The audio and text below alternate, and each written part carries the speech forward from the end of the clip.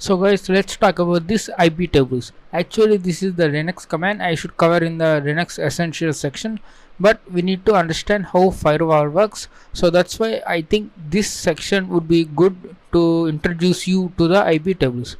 So we have seen the Windows firewall, we have seen the program port and allowing and blocking connections. That is the same purpose you can do with the IP tables, but we have to follow some options because it's a command line tool.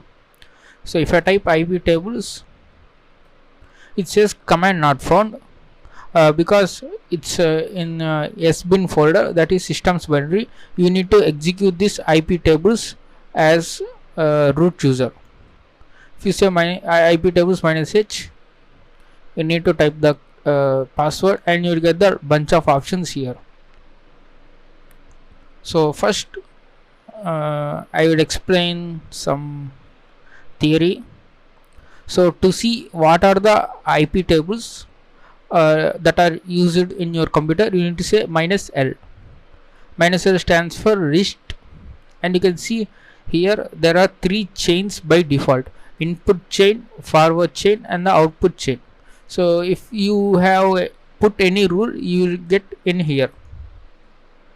So the input is similar to inbound rules in the Windows firewall. So whatever connections that are coming from outside internet to this computer will be added here.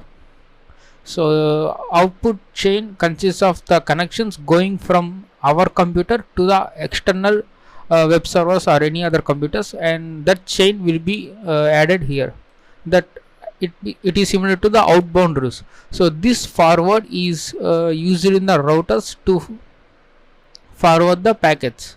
So we will not be seen forward that much because it will be used in the routers, and for simple one computer system it is not necessary.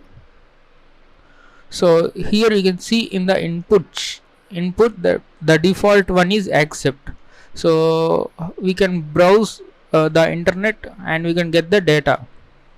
You can see the target, protocol, options, source, destination. So in order to understand this, let me write a simple rule for this IP input chain. Sudo. So to add a chain, you need to specify capital A for add or append. So to which chain you need to append? To input chain. So in incoming connections, I want to filter incoming connections, and let's say -j. -j is for action. So if you hit tab, you can see the actions you need to you can perform: accept, drop, log, reject, ulog. So let's say drop. So this drop simply discards the packet that are coming to our computer, because this is the input chain, right? So if I hit enter, now our rule is added. If I say IP tables -l, you can see there is a rule added, and it says target drop and protocol, all protocols. So whatever the source is and whatever the destination port is, I mean destination interfaces, computer can have more than one interfaces, and to whatever destination and all the protocols, you simply drop the connection. Let me open a web browser and let's type google.com.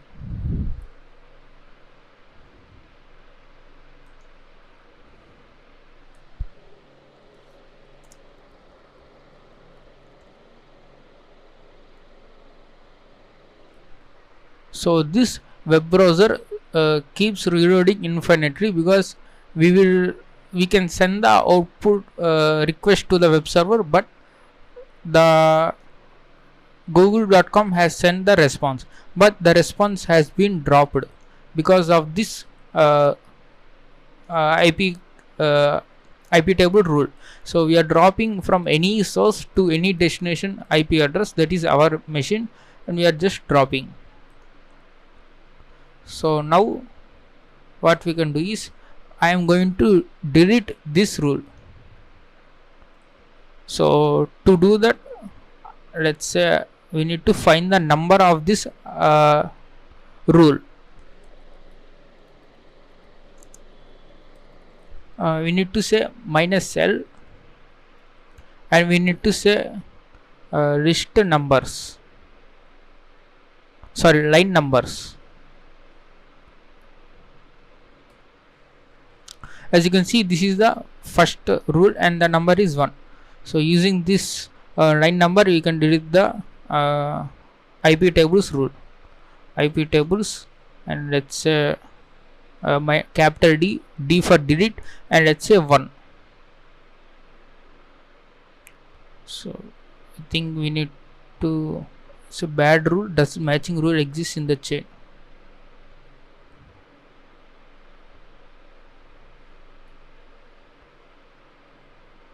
Okay, let's delete everything. To do that, we need to say F. F stands for flush. We need to flush all the rows. So if I say minus capital L, we no longer have the rule in our input chain. Now if I go to web browser and if I refresh this, we can see google.com. This is how you add the input chain. So there is some more syntax, some more options you can specify. IP tables minus A append to the input chain, I mean incoming connections, and you can also specify the source using minus S. So you need to type the IP address, but first let me show you google.com. So incoming connections from this source google.com, and I can specify the destination port using minus D port and 80. So I can say minus J drop. So as you can see, if I am getting any incoming connections from this source google.com and on the port 80, sorry, before defining the port, you need to specify the protocol, which is TCP or UDP or any other protocol. Since HTTP is a TCP protocol, we need to specify TCP. So let me explain all this one. So I am adding a rule to incoming connections, whether the incoming connections are from google.com source and the protocol is TCP with the destination port as 80. Destination port in the sense which is our port. So google.com's server sends the destination port with 80, and what I want to take the action is drop, and if I hit enter, my rule will be added successfully. Now I can simply say list. So as you can see here, drop TCP options, there are no extra options. You can see the source, it is a name server of the google.com. So google.com contains more than one name server, and we get the response from the other name servers as well. If I just refresh this page, you can see google.com. Now what I am going to do is I am going to ping the google.com. So this is the IP address. Now what I am going to do is I am going to add the IP address instead of the domain name. So let me say this one. Now if I go to the web browser and if I hit enter, so we still got this. Maybe our computer is asking for many name servers. So let me go to this. So this is my college website, rujcc.ac.in. Let me ping this one.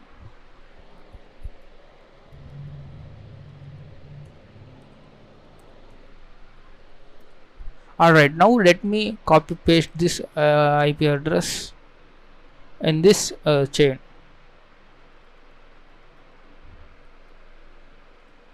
So now let me go ahead and navigate to this one. So let me refresh this.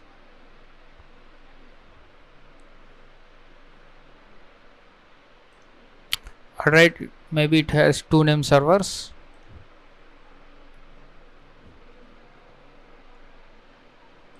Okay, I don't know why it's still we are getting.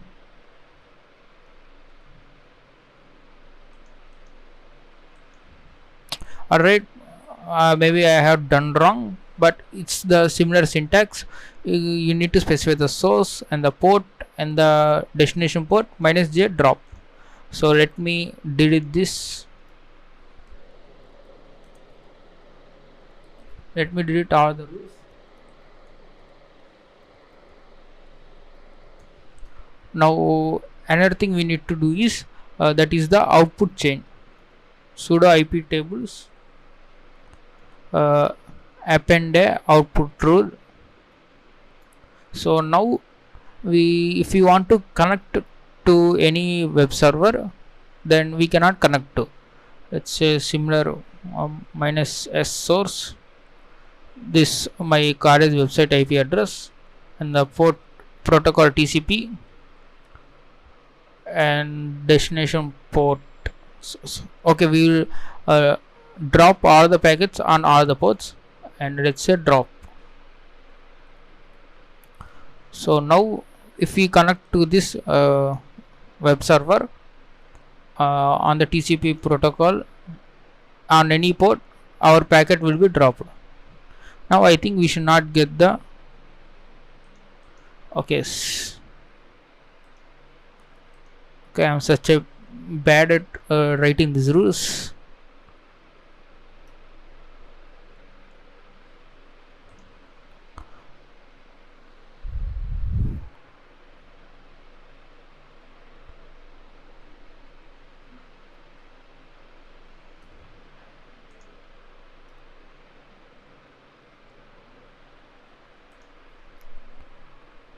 Okay, let me try to specify the interface.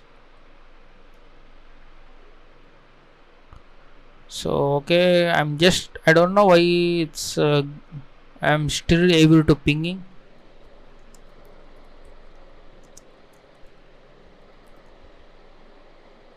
So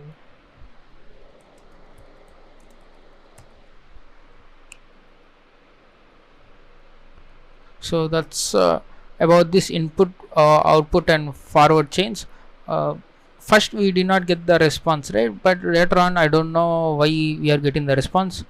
Okay, so even maybe I am bad at writing the rules. Okay, another thing I want to show you is NAT tables, sudo IP tables. So you need to specify minus t, and for NAT there is a table for NAT, and we need to say minus L. So okay, I want to show you this one. NAT stands for network address translation. So we have already discussed this in the networking fundamentals, and this is used primarily for saving the public IP addresses.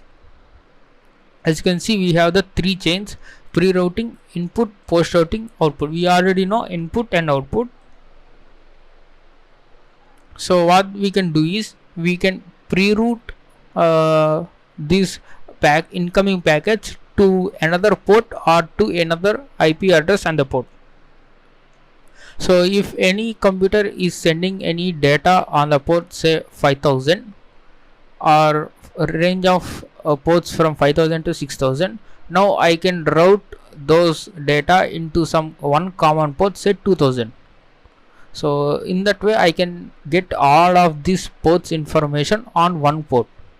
So that is done via this pre-routing. First we need to set the pre-routing rule, and these packets will first verify this chain, pre-routing chain. So after that they will go to the post-routing chain, then it will go to the destination we have redirected to. So we will see this configuration in the next video, bypassing firewalls. For now let's only stick to the theory. Now I have found this website, which is the cardrep.net. They have the diagram also. So we are getting the incoming connections, and we are pre-routing that. And if you want to deliver to this local address, I mean in your same computer but different port, you can deliver before the post routing. Or if you do not want to route that packet into your local port, then you can directly post route to this outside world. Okay, I will say an example. Suppose there is a take this as as an example.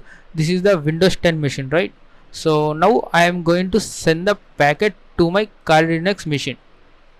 So those packets will go first under the pre-routing rule. If we attempt to drop these packets, it will be dropped. And before pre-routing, after pre-routing, and the before post-routing, now I can route those packets to my local processor, say Netcat 2004. So all this data from the Windows 10 can be captured in the Netcat port 2000, and then I can forward to another computer, say Windows XP machine. So this is pre-routing and the post-routing. So incoming packets will go into this pre-routing chain, and then if you want to send it to local port, you can send it. Otherwise it will go to the post routing rules, and then it will go to the actual destination. You can also stop the process here, I mean packet sending the packets here. You can also send it to the post routing. Generally this is the principle. In the next video, what we are going to do is we are stopping it here. So that's all for this video. I hope this might sound confusing, but in the next video we will do the practical, and you will have much more clarification than this theory video. So I highly suggest you to read this article, and this article is very interesting. And if you want to set the IP tables for some more computers and like a small organization, and this website is very much useful. So that's all for this video. I hope you have understood.